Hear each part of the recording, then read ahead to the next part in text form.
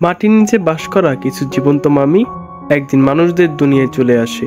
এরপর তাদের সাথে কি হয় এটাই জানবো আমরা আজকের গল্পে, যেই গল্পের নাম মামিস। সিনেমার শুরুতে আমরা একজন ফেমাস রথ চালক থুরকে দেখতে পাই। রেসিং করার সময় দুইজন লোক থুরকে আটকানোর জন্য গাড়িতে ধাক্কা মেরে দেয়, কিন্তু এরপর আগে গিয়ে তাদের নিজেদের মধ্যেই ধাক্কা লেগে যায়। থুরকে আগে যেতে দেখে দর্শক উল্লাস করতে শুরু করে। যখন থুর জিতেই যাবে এমন সময় গাড়িটির একটি চাকা আলগা হয়ে যায়। তারপর হঠাৎই গাড়িটা ভেঙে টুকরো টুকরো হয়ে যায়। থুর অনেকটা দূরে গিয়ে পড়ে। সিন কাট হয়ে আমাদের একজন আর্কিওলজিস্ট সিলভাস্টার কার্ডওয়েকে দেখানো হয়। সে বহু পুরানো রাজকুমারী নেফারের মমিপাড়া খুঁজে পেয়েছিল আর এটাকে খোলার প্রস্তুতি নিচ্ছিল। এই সময় সিলভাস্টারের মা তাকে ফোন করে। সিলভাস্টার তার মায়ের সব কথাই শুনতো, কিন্তু এখন ব্যস্ত থাকার কারণে নেটওয়ার্কের কথা বলে ফোনটা কেটে দেয়। এরপর ঘরের ভিতরে প্রবেশ করে সিলভাস্টার কফিনটাকে আনবক্স করে। দুর্ভাগ্যবশত এটার মধ্যে কিছুই ছিল না। সিলভাস্টারের সাথে দুজন লোক থাকতো, যাদেরকে সিলভাস্টারের চেলা বলতে পারো। এরপর সিলভাস্টার আশেপাশে দেখে প্রাচীন ভাষায় লেখা একটা গল্প খুঁজে পায়, যার মানে হচ্ছে এখনো মাটির নিচে জীবন্ত মামিদের শহর আছে আর এই দরজা দিয়ে সেখানে যাওয়া হবে। সিলভাস্টারের এটা বিশ্বাস হয় না। এরপর সিলভাস্টার একটা পোকা দেখতে পায়, যেটাকে এই সময়কার মনে হচ্ছিল না। পোকাটি একটা ফাটলের মধ্য দিয়ে ভিতরে চলে যায়। এ দেখে সিলভাস্টার হেসে বলে, এবারে ভালো কিছু পেয়েছি। এরপর পোকাটি জীবন্ত মামিদের শহরের মধ্যে বের হয়। এই জায়গায় দিন আর রাত কিছু মেশিনের সাহায্যে করা হতো। এরপর আমাদের একটা লাইব্রেরির মধ্যে থুটকে দেখানো হয়। থুটের ফ্যান্সরা তার থেকে অটোগ্রাফ নিচ্ছিল। আমরা জানতে পারি এখন থুট রেসিং করা ছেড়ে দিয়েছে। কেউ এই ব্যাপারে প্রশ্ন করলে থুট বলে অন্যদেরকেও জেতার সুযোগ দেওয়া দরকার। এরপর কেউ একজন বিয়ের কথা জানতে চাইলে থুট বলে সে কোনোদিন বিয়ে করবে না। এরপর আমরা থুটের ছোট্ট ভাই সিকিমকে দেখতে পাই। থুটের বড় পোস্টারটি দেখে সিকিম জানতে চায় সে আবার কবে রেসে ফিরবে। তার ফ্যান্সরা এর জন্য অপেক্ষা করছে। রেসিং এর কথা ভেবেই থুট অনেক ভয় পেয়ে যায়। থুট সিকিমকে বলে, তুমি বাড়ি যাও, আমি খাবার নিয়ে আসছি। পরের দৃশ্যে বাজারে কিছু জিনিসপত্র কেনার পর ফিরে আসার সময় থুট একজন বৃদ্ধাকে দেখতে পায়, যে গাড়ি চলাচলের জন্য রাস্তা পার করতে পারছিল না। এটা দেখে থুট তাকে রাস্তা পারাপার হতে সাহায্য করে।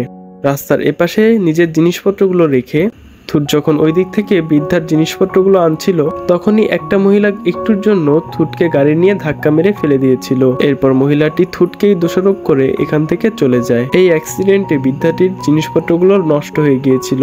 এই জন্য থুট তাকে নিজের জিনিসগুলোই দিয়ে দেয়। আসলে থুট খুবই ভালো মনের মানুষ ছিল।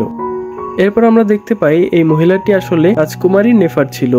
রাজকুমারী গান গাইতে গাইতে প্যালেসের মধ্যে প্রবেশ করে। তার স্বপ্ন ছিল একজন সিঙ্গার হওয়া, কিন্তু রানী তাকে বলে এইসব মনোরঞ্জন করার কাজ দাসদাসীরা করে থাকে। এর সাথে রানী একই সাথে বারবার একা বাইরে যেতে নিষেধ করে। রাজকুমারী বলে, আমি সাধারণভাবে থাকতে চাই না, আমি জীবনে বড় কিছু করতে চাই।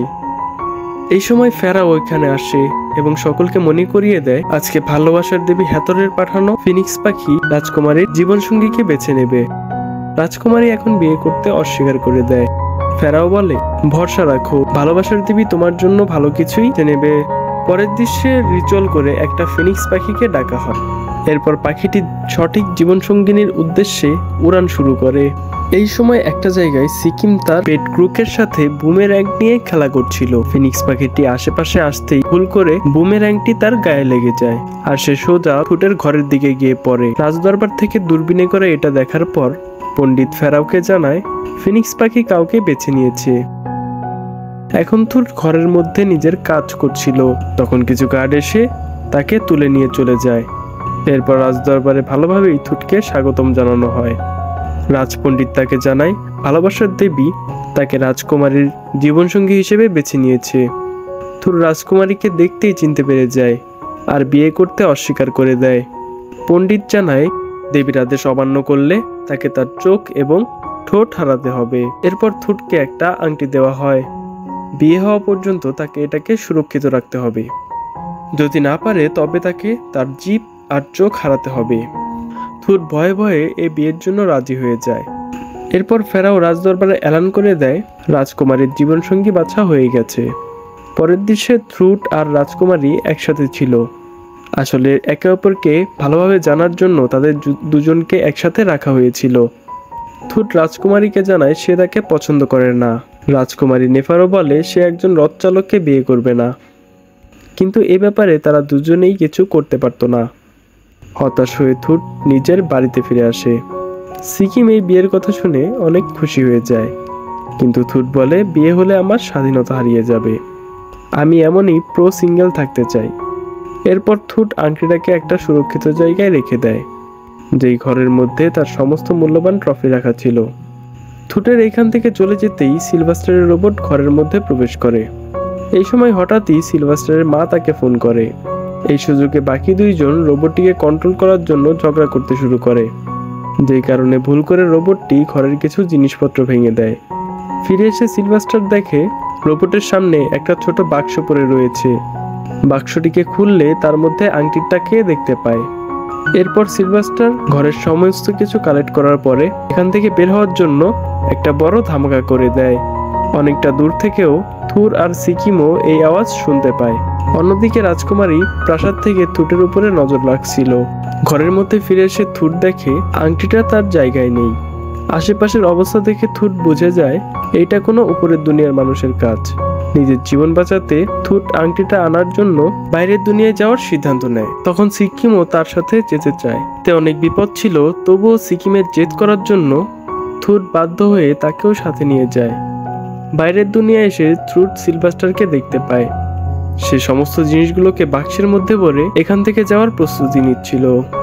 এরপর যাবার সময় থুট আর সিকিম একটা গাড়ির মধ্যে উঠে পড়ে। সব বাক্সগুলো দেখতে একই রকম ছিল, এজন্য অনেক খোঁজার পরেও তারা আংটিটাকে খুঁজে পায় না। এরপর গাড়িগুলো এক জায়গায় থেমে যায়। কিছু লোকের আওয়াজ শুনে থুট আর সিকিম একটা বাক্সের মধ্যে লুকিয়ে পড়ে। এরপর বাক্সগুলোকে একটা কন্টেনারের মধ্যে লোড করা হয়। থুট আর সিকিম বাক্স থেকে বেরিয়ে আংটিটাকে খুঁজতে শুরু করে। এই সময় হঠাৎই কেউ একজন কন্টেনারের ভিতরে প্রবেশ করে, যে আসলে রাজকুমারী নেফার ছিল। কথা বলতে বলতে ভুল করে সিকিম জানিয়ে ফেলে আংটিটা হারিয়ে গেছে। তো গাইজ, গল্পের প্রথম পার্ট এই পর্যন্তই। দ্বিতীয় পার্ট দেখার জন্য চ্যানেলটিকে সাবস্ক্রাইব করে আমাদের সাথে থাকুন। ধন্যবাদ।